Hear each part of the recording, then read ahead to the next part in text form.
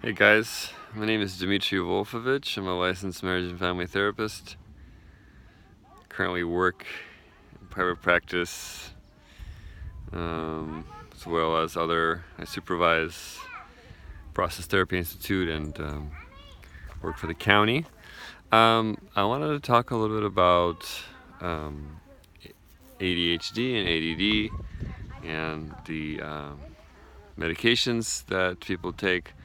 Give you a little bit of perspective of my experience with it. I started out working, when I was collecting my hours, I was working with families and young and children, and during that time I got to experience quite a lot of, almost, I would say 50 or 60% of the kids that I would be treating had ADHD and were on the medication. I found that particularly with the children, the ADHD meds were helpful, particularly because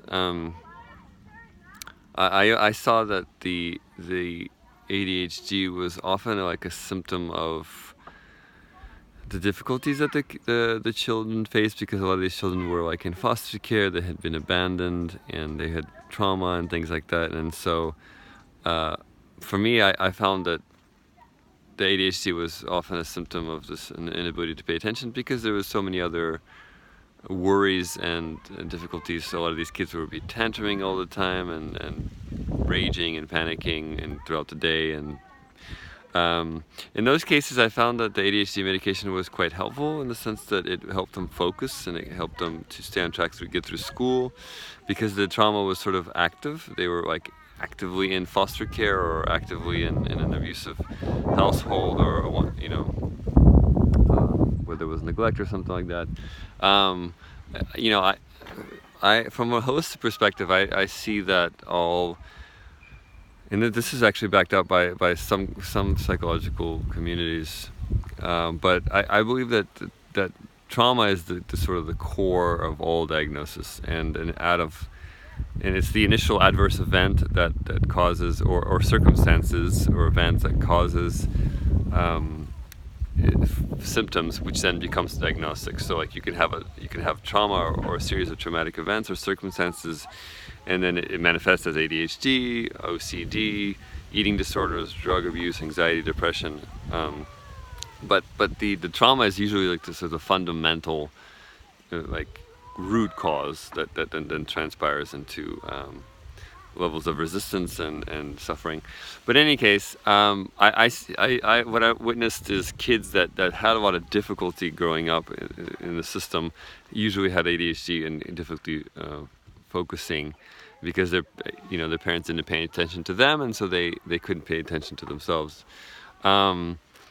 So in many cases, I saw benefit of the ADHD medication, but as I started to work, as I got licensed, and I started to work and with more adults, at like adult psychiatry at Kaiser,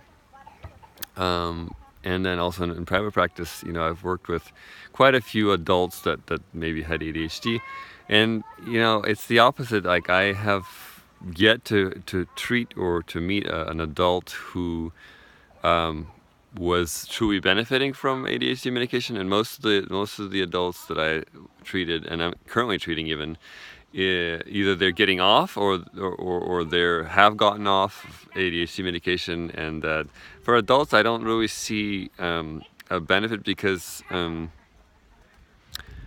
think as a kid, when you're in a difficult situation, you need the ADHD meds to kind of focus and get through it, because you don't have time to kind of, especially if you're in the midst of adverse circumstances.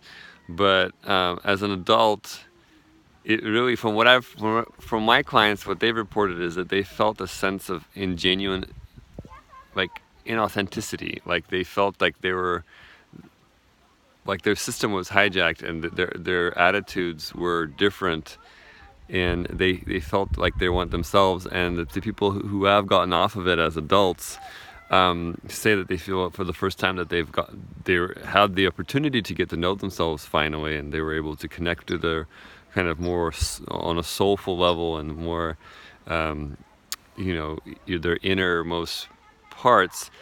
I have yet to meet a person who was really happy and content with their ADHD medication. Either they don't like what they're on, or they're either trying to get off, or they have gotten off of it.